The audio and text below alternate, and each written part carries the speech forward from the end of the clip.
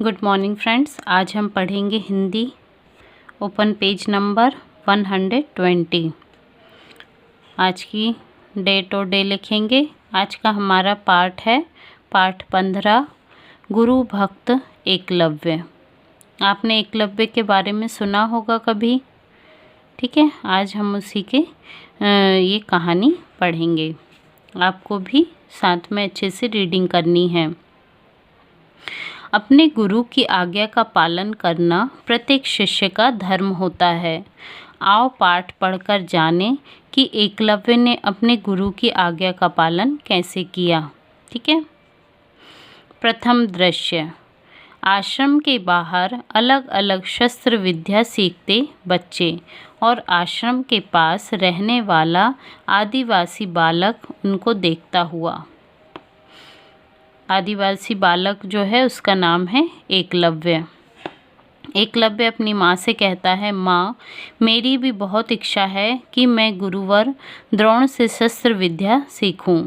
तो माँ कहती हैं, नहीं नहीं पुत्र, यह नहीं हो सकता, चलो यहाँ से चलें। तो एकलव्य कहते हैं, क्यों माँ, पहले बताओ ऐसा क्यों नहीं हो सकता।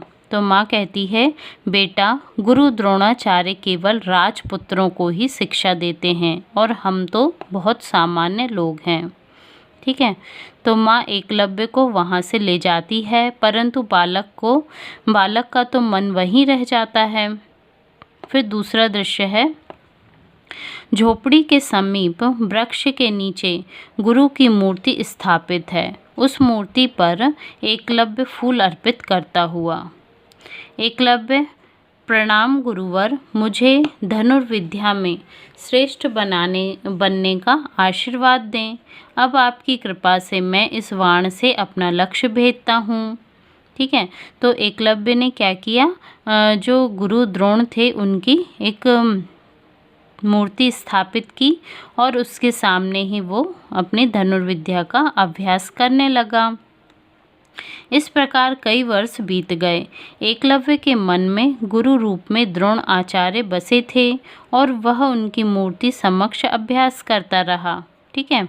फिर तीसरा दृश्य है, गुरु द्रोण और अर्जुन एकलव्य की कुटिया के पास से जा रहे थे। तभी गुरु द्रोण बोले, कितना शांत वातावरण है।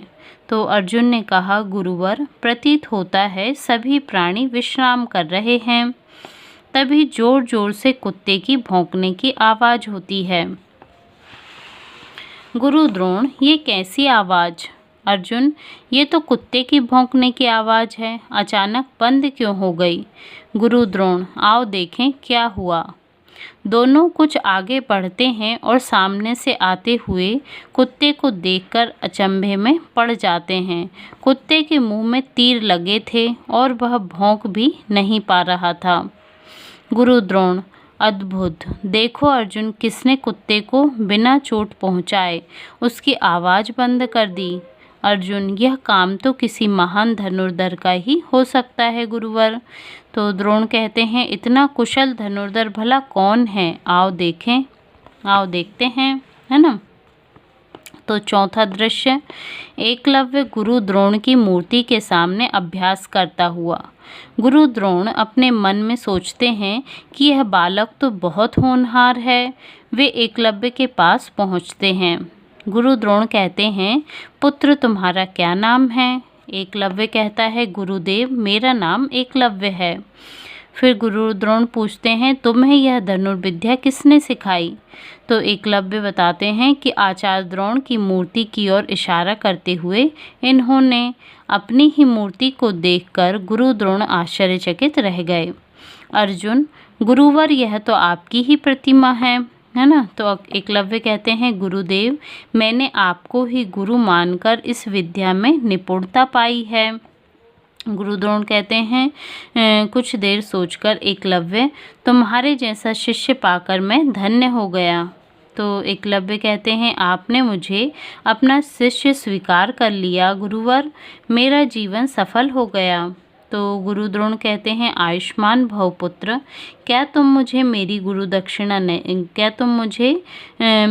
दक्षिणा दोगे? तो एकलव्य कहता है अवश्य गुरुदेव, बताइए मैं आपको गुरु दक्षिणा में क्या दे सकता हूँ। तो गुरु द्रोण कहते हैं एकलव्य, मैं गुरु दक्षिणा के रूप में तुम्हारे दाहिने हाथ का अंगूठा मांगता हूँ। तो अर्जुन मन में सोचते हैं यह क्या मांग लिया गुरुवर ने। एक धनुर्धर से उसका अंगूठा मांगना उसके प्राण मांगने के समान है।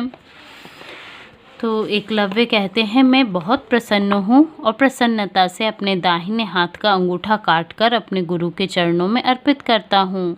तनिक भी संकोच किए बिना एकलव्य अंगूठा काटकर चरणों में अर्पित करता है।